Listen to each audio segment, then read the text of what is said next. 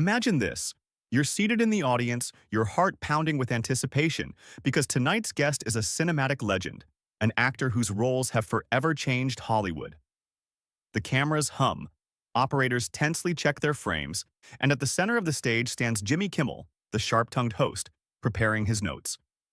His smile is like a blade, gleaming but with a faint hint of cynicism. Something's going to happen tonight. You feel it, don't you? The studio of The Tonight Show buzzed with energy. Thousands of watts of light flooded the stage, where the audience hummed, awaiting the legendary guest. Jimmy Kimmel tossed out to the crowd. Tonight, we have a man who's made us laugh, cry, and believe in the magic of cinema. Are you ready to meet Dustin Hoffman? The audience erupted in applause, but backstage, Dustin's team exchanged anxious glances. The pre-show agreement was clear, no personal or offensive topics. Yet Jimmy, notorious for his love of provocation, had other plans. Dustin Hoffman strode onto the stage with the confidence of a man who knew his worth. His gray suit fit impeccably, his movements calm, almost regal. His smile was warm, but his eyes betrayed a faint wariness, as if he sensed a storm brewing. The audience greeted him with a standing ovation, and he settled into the guest chair, crossing his legs with natural elegance.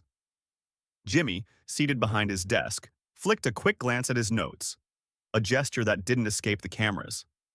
His smile was too sharp, his tone laced with a cynicism that lurked beneath his charismatic mask. "Dustin, welcome," Kimmel began, spreading his arms wide. "Do you remember the moment you first felt, 'I'm a real actor'?" The question was safe, almost ritualistic. Dustin smiled, his gaze drifting into memory.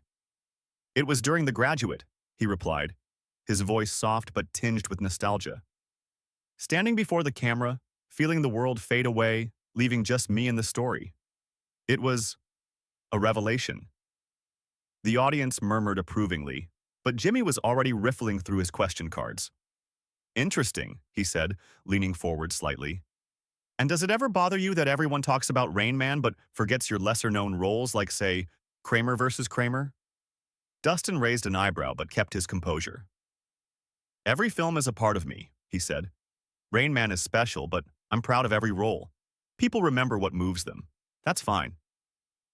As Dustin spoke, the cameras caught every nuance. The slight tightening of his fingers on the armrest, the brief narrowing of his eyes. The audience listened intently, but backstage, the production booth sensed trouble. An assistant producer muttered into her headset, "Jimmy, don't go there." But Kimmel seemed oblivious, his energy too performative, his gaze too keen. "Who was your first movie idol?" Jimmy continued, leaning back in his chair. "And did you ever meet him?"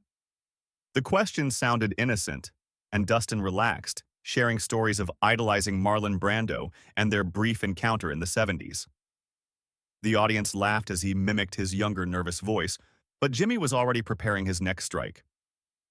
"And what do you do when no one's watching?" Kimmel asked with a sly grin. "Any unusual habits?" The crowd chuckled, but there was a double edge to his tone. Dustin tilted his head, as if sizing up where this was going. "I read," Dustin said with dry amusement. "And maybe I talk to my dog. What about you, Jimmy? What do you do when the cameras are off?" The audience roared, but Jimmy's lips tightened, masking a flash of irritation. Then he dropped the mask. "You know, Dustin," he said, his voice sharpening, "we've got a question from fans on social media. One of them reads, 'After Near Me Too, people stopped calling you as much for movies. Do you understand why?'" A dead silence fell. The audience froze, the air in the studio turning heavy. The camera zoomed in on Dustin's face. His eyes darkened, his jaw clenched, but he didn't look away. Backstage, the assistant producer clutched his head, whispering, "He did it. Damn, he did it." Dustin leaned back slowly, his voice calm but laced with ice. "That's an interesting question, Jimmy. I understand the world has changed. I respect those changes. But my career, 50 years of work, hundreds of roles, thousands of hours on set. You want to talk about the hashtag #MeToo? Fine. But let's talk about respect, for work, for people, for the truth." The audience erupted in applause, but Jimmy didn't back down. His smile widened, almost playful, as if trying to lighten the mood. "Oh, respect is key," he said, winking at the crowd. "But here's another question from fans, Dustin, and this one's with a bit of humor.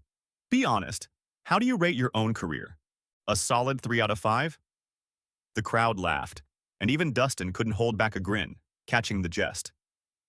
He leaned forward, his eyes twinkling with mischief. "A 3, Jimmy?" he echoed, feigning seriousness before breaking into a chuckle. "I'd say a solid 11 out of 10. How about you? What do you give your show? A 2 with a plus?" The audience exploded with laughter and applause, and the tension in the studio seemed to ease, if only for a moment. The cameras caught Jimmy gripping his pen, his smile still in place but noticeably strained. Backstage, the panic didn't subside. The director hissed into the headset. "He's walking on thin ice." Jimmy, however, was already holding his next card, his eyes glinting with anticipation.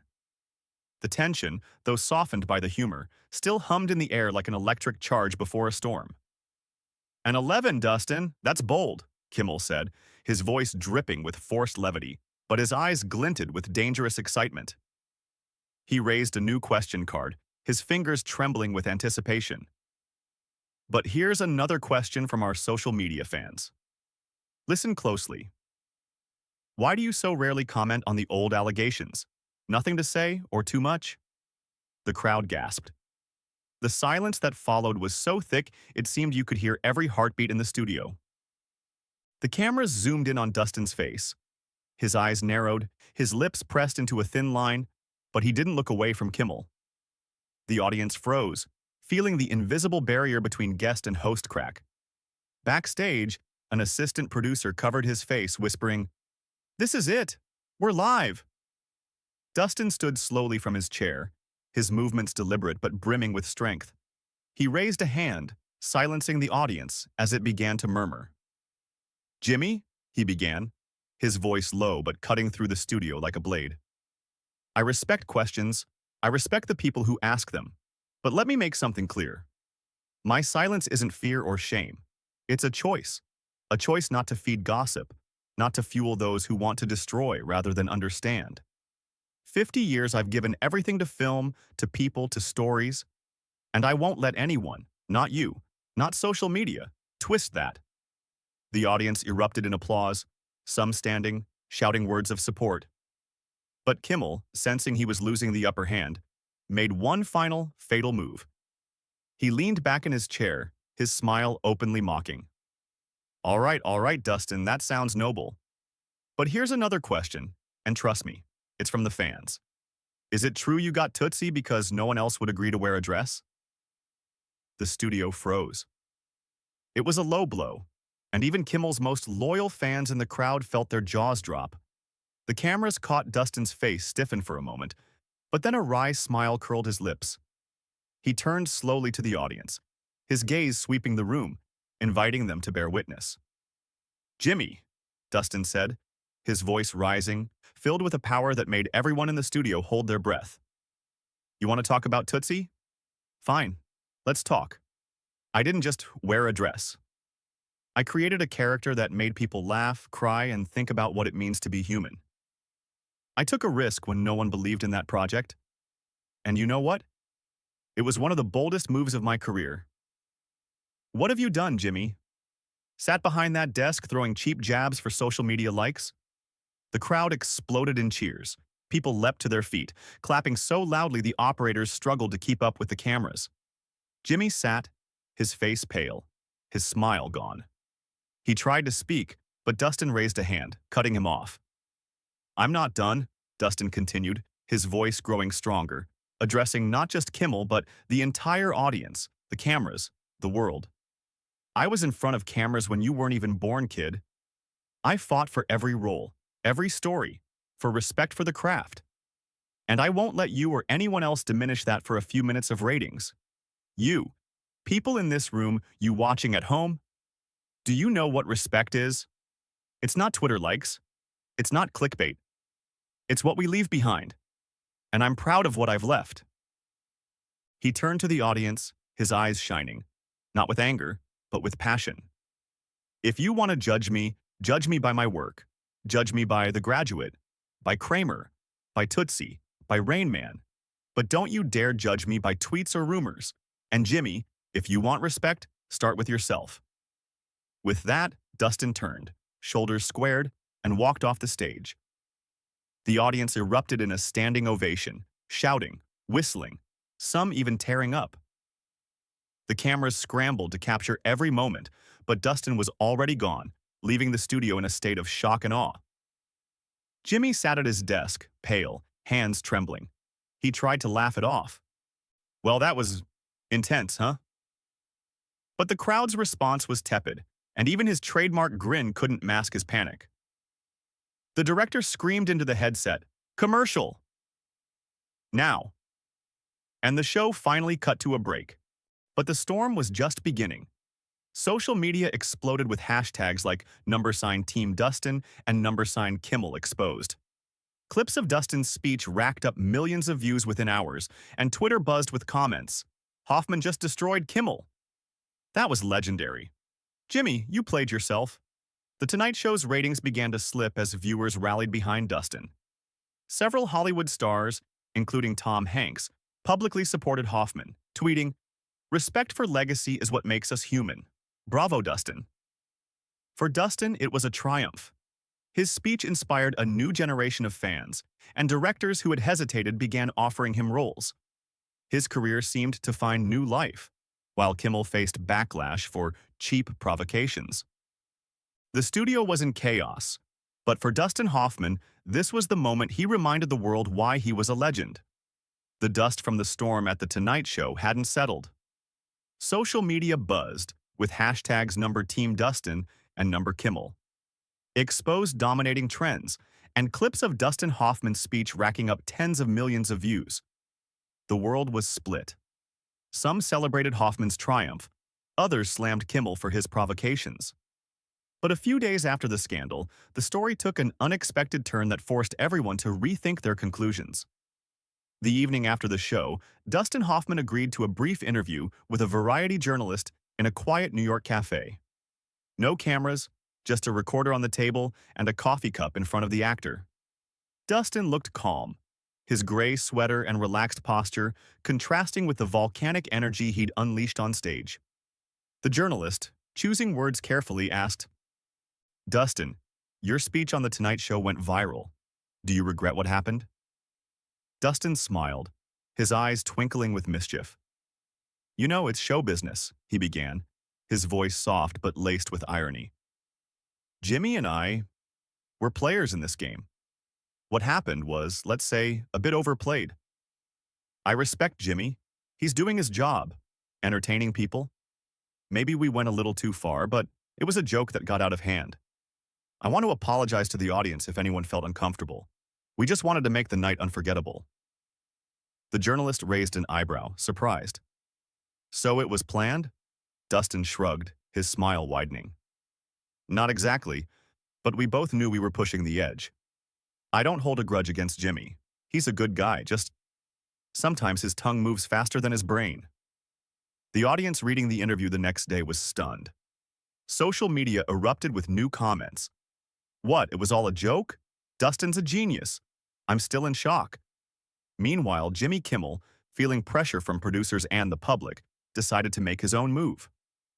On the next episode of The Tonight Show, he stepped onto the stage without his usual wide grin. His gaze was serious, his voice measured. The audience, expecting more jokes, fell silent, sensing this wasn't a typical monologue. "Folks, I want to talk about what happened a few days ago," Jimmy began, holding the mic closer to his lips. "My interview with Dustin Hoffman. Let's just say it spiraled. I love to push buttons. It's part of my job, but this time I went too far. Dustin's a legend, and I never meant to disrespect him or his legacy. We talked backstage, and trust me, it was more theater than real conflict. I apologize to Dustin and to you, our viewers, if it came off otherwise.